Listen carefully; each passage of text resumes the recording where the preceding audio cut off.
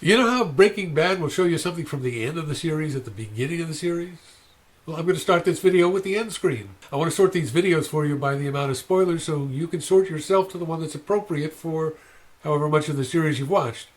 You're welcome. It's the least I could do. If you've seen the finale, just let this roll. We'll get to the end of the series right after the end of the end screen. If you've seen everything but the finale, click the end is near. I filmed it just before watching the finale. I think I did pretty well. And if you haven't seen any Breaking Bad, or if you're still working your way through the early seasons, click here. No spoilers, just my list of reasons why Breaking Bad is a candidate for the greatest television series ever. Also, for your convenience, to save you some Googling, the first song we hear in tonight's episode, and the last. These are perfect bookends. I'll talk about them in a bit. Last chance. If you want to avoid spoilers, click one of these other videos. Otherwise, don't blame me.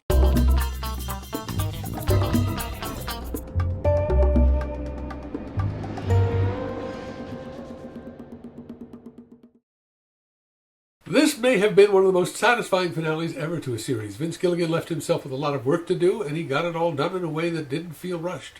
I can think of a bunch of other shows I'd love to send him back in time to write proper endings for. True to form, this episode was unpredictable, and yet, as it played out, everything in it felt totally inevitable and satisfying. Walt, though weakened by his cancer, is back to form, outthinking everyone. He was off his game for a few episodes, but tonight, he was back to seeing the strategic landscape with more clarity than anyone around. This time, however, he sees himself with clarity and honesty. The self-delusion and excuses have fallen away. It's as though, knowing that death is upon him, he's resolved to make the best exit possible. His first call on returning to Albuquerque is a pop-in on Gretchen and Elliot Schwartz, his former business partner. And as he enters their Architectural Digest showcase of a home, we wonder if he's there for some dark revenge. It's the kind of home that his drug profits might have allowed him to live in, if only he could have spent any of them. But Walt, it turns out, is not there for revenge. What follows is a confrontation I wouldn't have predicted and will not spoil. The scene was touching, funny, and as we've come to expect, terrifyingly tense with menace. With the Schwartzes, we see that Walter can still fool the people around him, but in the scene with his wife, we see he's no longer fooling himself. For the first time, he drops the rationale that he became a drug lord for his family, and he admits to Skyler he did it because he liked it. He was good at it. The Walter White-Heisenberg duality is evaporating under a new moral clarity. When he takes his last farewell look at his son Flynn, we see him finally accepting that he has shattered some things that he can never repair. In many ways, his scene with Skyler and his farewell to his family is the emotional heart of the episode. From then on, Walter White is a walking dead man, simply fulfilling Chekhov's law of the gun in the first act. We want to see him blow up the bad guys, don't we? Gilligan is once again making us complicit in Walt's mayhem. He outsmarts Lydia, although it wasn't clear to me how he actually slipped her the ricin. He outsmarts the neo-nasties, although he came perilously close to losing that gambit. I love that what Walt uses to finally turn the tables on Uncle Jack is a weakness that has gotten Walt into trouble from time to time. Ego and pride.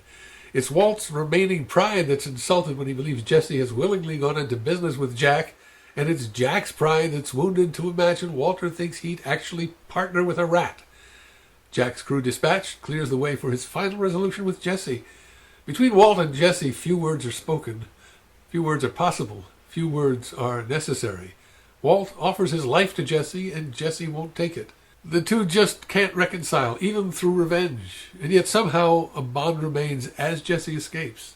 In the end, each of Walt's three sons has abandoned him. His natural son rejects him. Todd betrays him.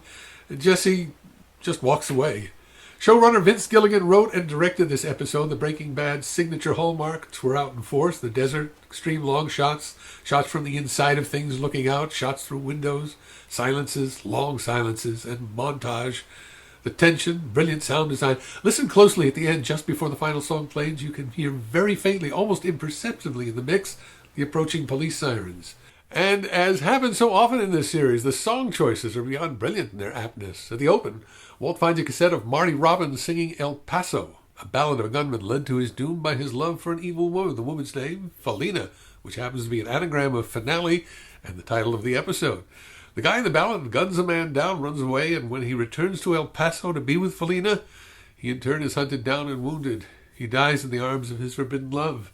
And here's Walt, who escaped and returns and is wounded and dies embracing his true love, the gleaming lab equipment that produces his trademark blue meth. And we hear Badfinger singing, "It's almost too good. Guess I got what I deserved. Kept you waiting there too long, my love. The special love I had for you, my baby blue." My baby blue. Thanks, Vince Gilligan and your crew and cast. It was an amazing ride.